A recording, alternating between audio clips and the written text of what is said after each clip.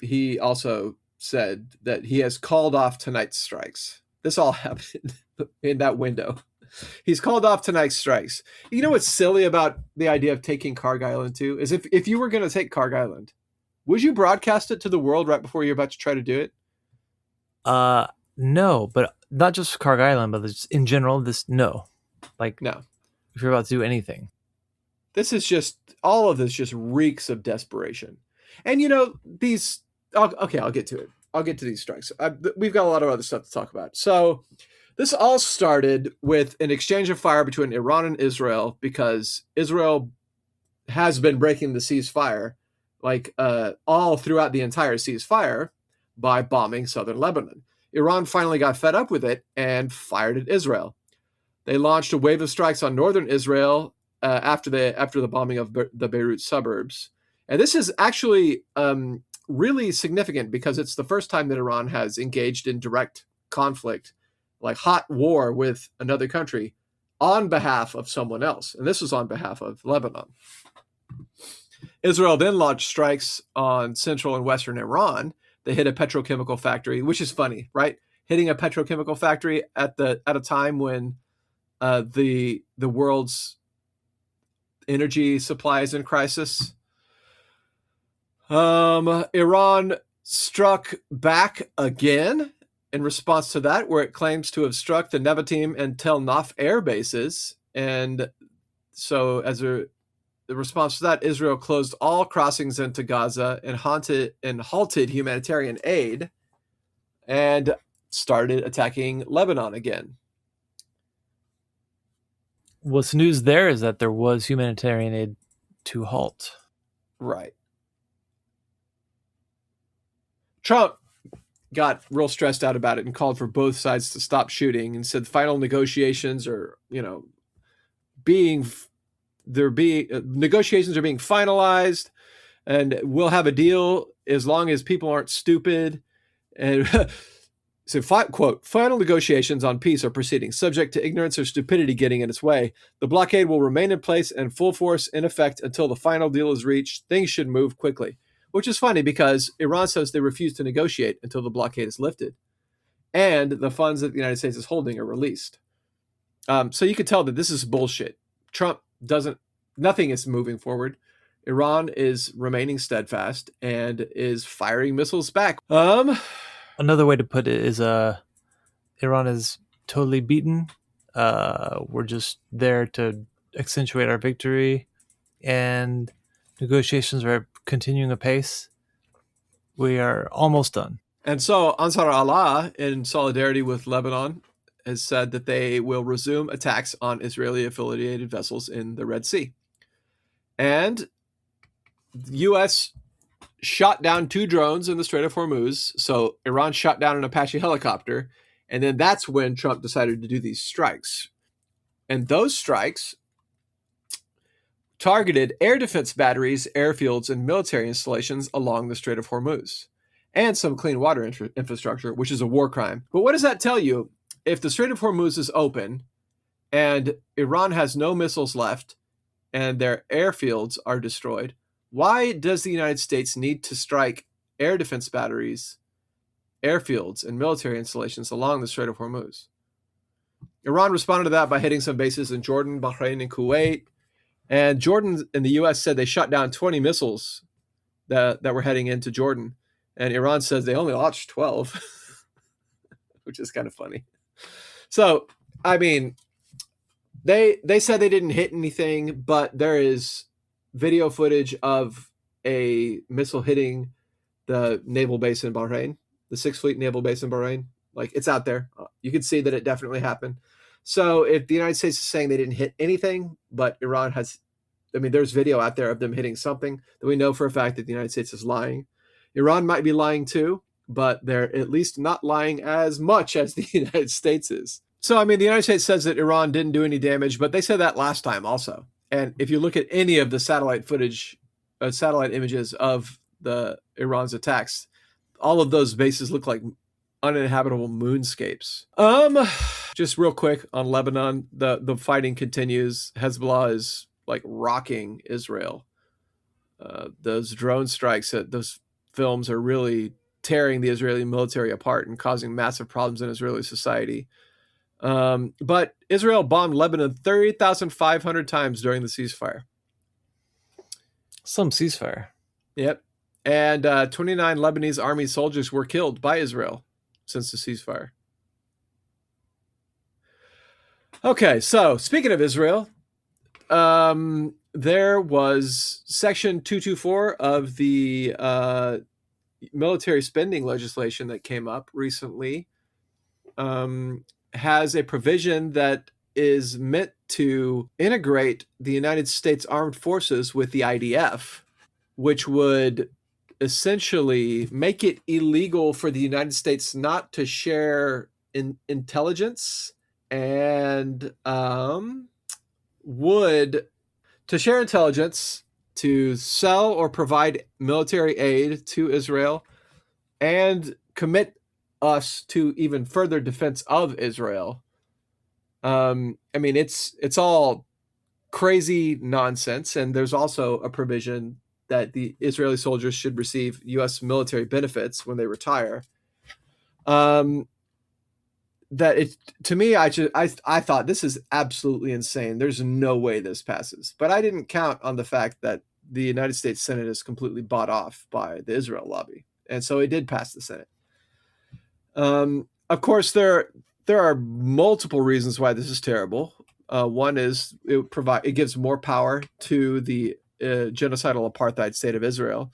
Second would be, I mean, if you're an America firster, wouldn't you think about the extreme security risk that giving Israel unfettered access to United States military intelligence? Wouldn't you be afraid of that? You know, the same country that has bombed the United States and done false flags. Okay, so I'm sounding like a conspiracy theorist here, but if you don't know about the USS Liberty, the USS Liberty was a ship that was bombed by the Israelis in the late 60s.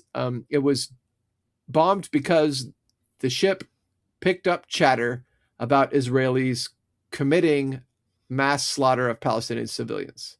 They were talking about it openly on a radio, on a secure radio, but the United States spy ship picked it up. The Israelis found out, they bombed the ship, they killed a bunch of American sailors, and nothing was ever done about it. They also did other false flags all across the Middle East to make it seem like Muslims hated Jews and that Jews weren't safe anywhere. They did them in Iraq and Egypt. They blew up synagogues in Iraq and Egypt and stoked tensions between the Muslims and the Jews in those countries in order to get Jews to move back to Israel. That's happened. There are any number of potential false flag operations that the Israelis have done to get the United States or to get the United States involved in its affairs. I won't go through all of those here because, you know, this isn't a conspiracy theory podcast, but given the amount of stuff that Israel does like that on a regular basis, I think that some of them are probably true. And I'm not even talking about 9/11 here. That's, you know, I actually think 9/11 was a massive CIA intelligence failure that the Israelis knew about and just let happen. Yeah, I don't even see a reason to spend too much time on a conspiracy theory, because when it comes to Israel, the conspiracy theories generally they're rough. They're about something true, even if they are themselves not true. Yeah, for sure. And also, it's pretty conclusive to me that the Mossad was involved in the Epstein operation. Yeah. Was running the Epstein operation. Probably on behalf of the CIA as well, you know. But the CIA likes to farm out some of its dirtier jobs to other even more morally suspect organizations like the Mossad or, you know, the Egyptian secret police.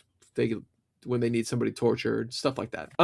So there's an interesting article that a listener alerted us to, and it said it's about the name of the article is titled "Insulation, Not Isolation: Israel's Super Sparta War Economy," and it is going to be in the show notes. And it's basically talking about how in September of last year, Netanyahu urged Israel to become a, quote, super Sparta, a permanently mobilized, militarized, self-reliant state. It would be a partially autarkic state that would build a hybrid war economy, mixing domestic military production with deep integration into global supply chains. The strategic goal would be insulation through enmeshment, embedding Israel deeply in global networks so that sanctions become ineffective. But they would have domestically produced, autarky with domestically produced military equipment, which they already have like a very big arms industry there. The first pillar of that would be strategic autarky and domestic militarization, the expansion of domestic military production. It was a commission in January of 2025 that called for a massive expansion that studied how to do that and recommended $36 to $74 billion in new defense spending over 10 years.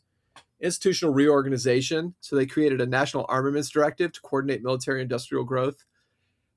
Financing the war economy, heavy state investment in drones, AI, advanced weapons, and societal militarization and labor restructuring, ending Haredi draft exemptions, revocation of Palestinian work permits. They want to end Haredi draft exemptions and basically militarize the labor of Haredi Jews to make up for severe labor shortages caused by Palestinian labor and foreign workers being excluded.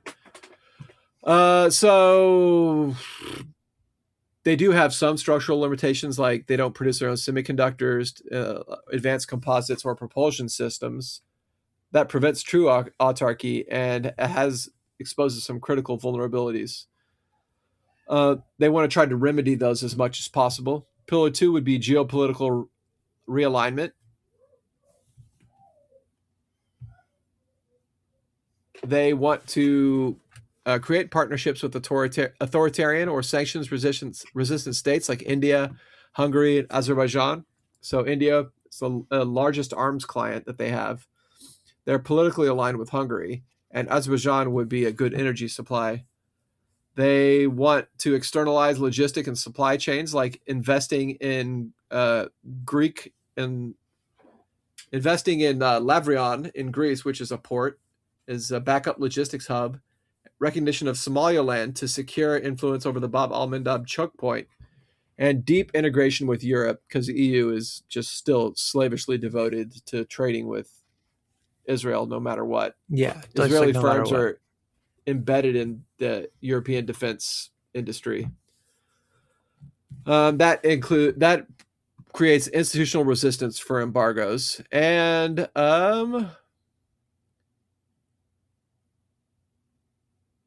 basically cracking down on the United States is dissent in the United States, like anti-boycott laws, penalizing companies that support sanction, and shift to co-production with the United States rather than buying so much from the United States to get around any kind of hurdles that might be thrown up. Anyway, so it's that's what Netanyahu advocates, and that's what Israel is trying to go for now. And that's what, whenever you hear him say stuff like, we're hoping to not be receiving aid from the United States in 10 years or whatever, that's what they're talking about. Well, I mean, at the same, why would they need to receive aid if they are integrated into the U.S.'s entire system? Right. All of this comes at a time that the Pentagon has elevated Israel's espionage threat to critical, which is the same as Russia and China's espionage threat. The Defense Intelligence Agency has raised its counterintelligence threat assessment of Israel to critical, the highest level, now placing it above some adversarial nations. This happens after American personnel in Israel discovered that spyware on their phones from Israel. The New York Times reported Friday that targets of reported eavesdropping include Steve Witkoff, Elbridge Colby, Michael Domino. Okay, so Steve Witkoff, which is, Trump's go-to for foreign policy, even though he's not credentialed, not part of the State Department at all.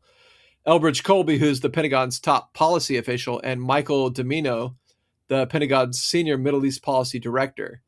The Defense Intelligence Agency also details military officers planting listening devices at DIA headquarters in 2021, and Israel's Shin Bet Internal Security Service attempting to bug the Secret Service last year.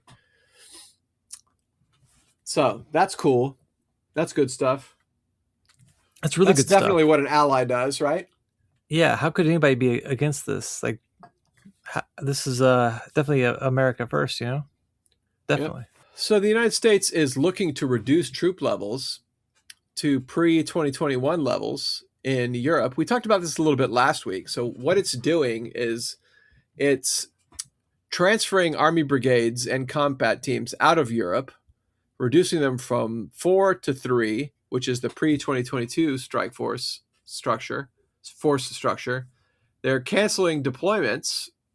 They're going to expand the number of troops withdrawn. They've already withdrawn 5,000 from Germany.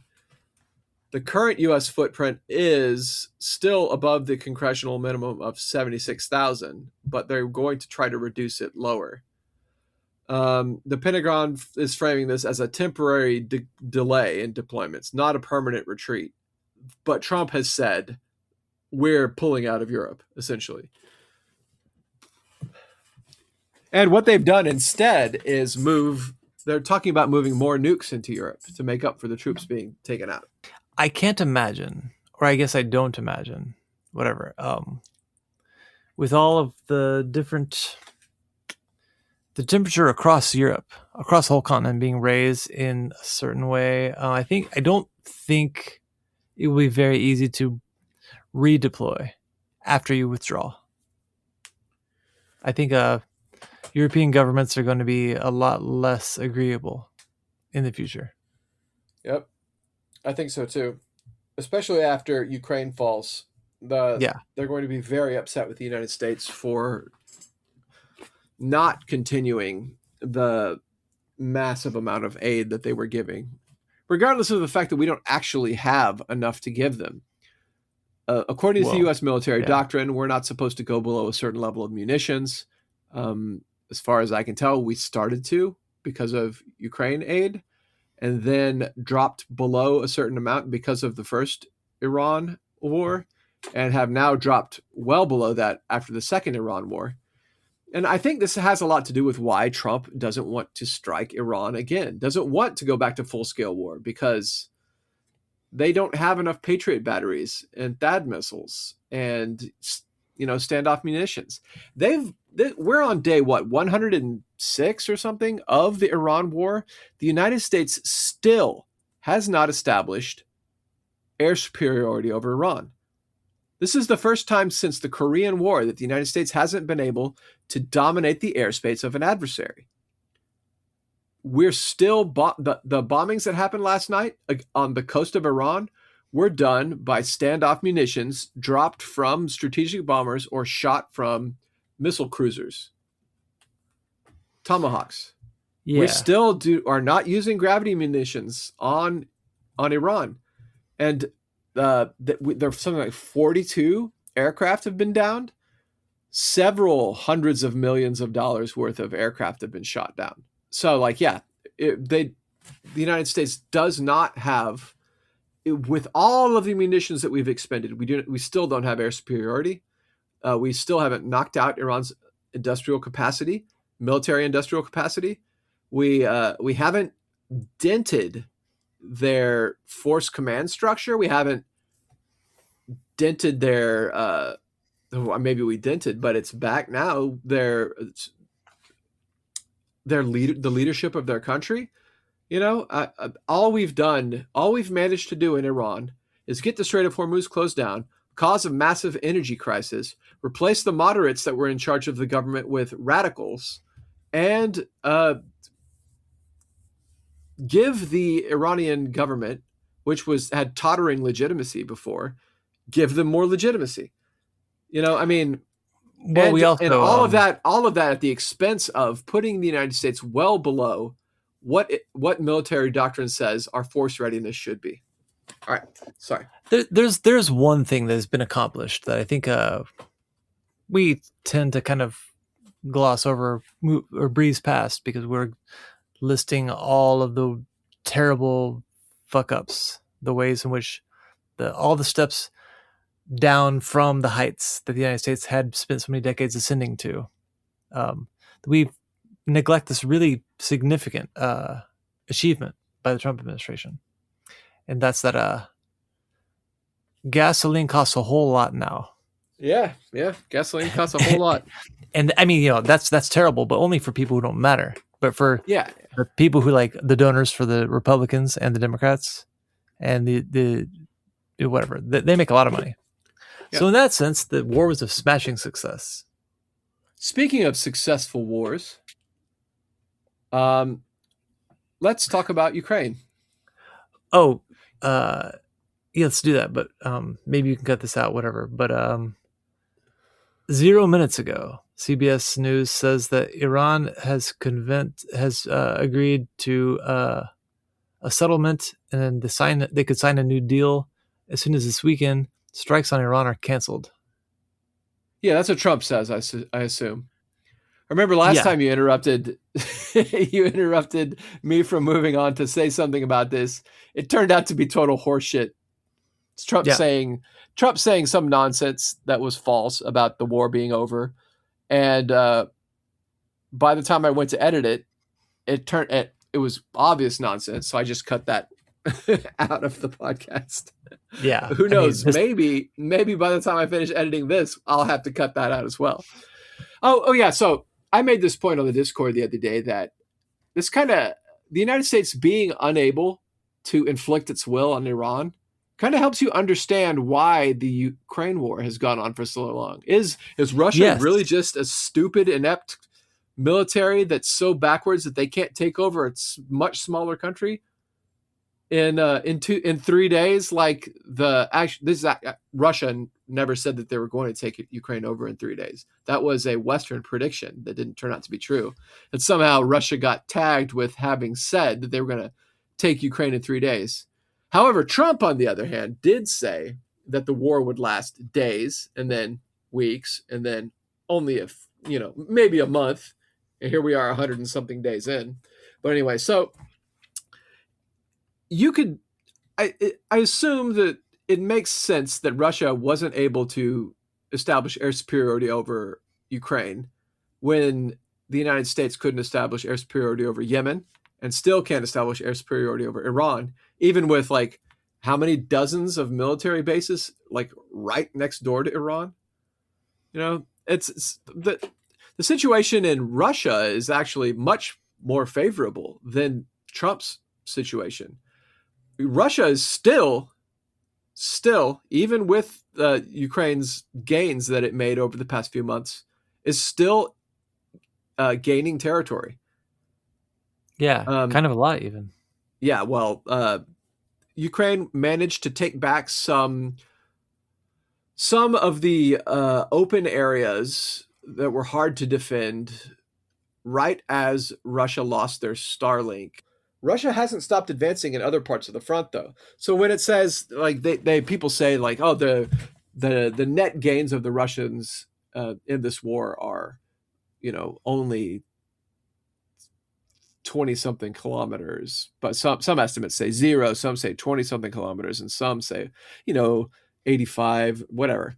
That ignores the fact that there were several hundred square kilometers gained by the Russians just on different parts of the front, and that includes Liman, which is a city that is one of the key points in the conurbation of that makes up the last stronghold in the Donbass. And, in Konstantinivka, which is, I think Liman is something like 85% under Russian control now. And Konstantinivka is, I think it might be something similar to that. I think last week we talked about news that Ukrainian soldiers were seen streaming out of Konstantinivka, and they relocated their drone operators to well outside of the city, back behind Ukrainian lines, because they didn't want to get them encircled. Right. But anyway, so that's still happening. Major Ukrainian strongholds are being taken by the Russians right now, and the Russians are also gaining ground in Sumy in the north, which is close to Kiev. So, and we also talked about last week how all of the gains that have been made by the Ukrainians were done by these assault groups that are under direct control of Syrskyi, who's nicknamed by the Ukrainians the Butcher. That's how much he cares about his the lives of his soldiers, at disproportionate cost. It's actually according to the sources that Events in Ukraine provided us last week, the cost in Ukrainian lives and casualties is much higher than in Russia's for Russia, who's defending against these assaults and also carrying out offensives of their own in other areas. So Ukraine, who has a much harder problem recruiting, smaller forces, and fewer weapons, is actually attriting itself massively. And if you want to know, I go into the numbers of vehicles destroyed and estimates of casualties in last week's episode. So if you want to hear that, go check it out. I'm not going to repeat it again here. But also, one of the things that Russia is supposedly doing, because they're losing so many troops, according to Western media, is they are going to do a second mobilization. They mobilized 200,000 soldiers, I think, in 2023. Is that what it was? After the initial, after the war turned into an attritional fight of positional warfare, rather than what I guess they thought it was going to be, which is a quick move to regime change Kiev. It became Russia had a mobilization, and it was a partial mobilization. It wasn't a full mobilization. Under Russian law, there's some sort of distinction. And they called up something like 200,000 people. And that would be reservists. They called up reservists. They didn't just draft people off the streets the way that they are in Ukraine. They called up reservists. Now, there's been rumors that since Russia's spring campaign has been a huge failure and that they are now in a positional deadlock, and their logistics in the south, especially in Crimea, are in crisis, that they've decided to call for a new mobilization. And a post was made on the account of Andrei Guryalov, who's a retired lieutenant general and former deputy commander of the Southern Military District, which is what set off these rumors. So it turns out the account was hacked by Ukrainian cyber operators, and Ukrainian nationalist figures were very eager to amplify this post, and some Russian ultra-patriotic military bloggers also amplified it because they're upset with Putin for not going all in on this war and just trouncing Ukraine the way that they think they should. Right. Putin's methodical, slow approach is meant to, in Russian words, extract the highest number of casualties and material attrition while preserving Russian soldiers and material. So it's supposed to be an attritional slog that will eventually cause Ukraine to collapse. That's what Putin's stated goal is right now. But there's like this convergence between Ukrainian psyops and Russian ultranationalist narratives. The ultranationalists in Russia who hate Putin for not being a good enough, nationalist, like to amplify the Ukrainian claims of Russian failure. All of this chatter that has been sort of picked up and taken as fact by Ukrainians and then, of course, the Western media about an imminent Russian mobilization is just propaganda. There is not some kind of factional struggle over whether or not to mobilize troops going on in Russia. This comes from a hack.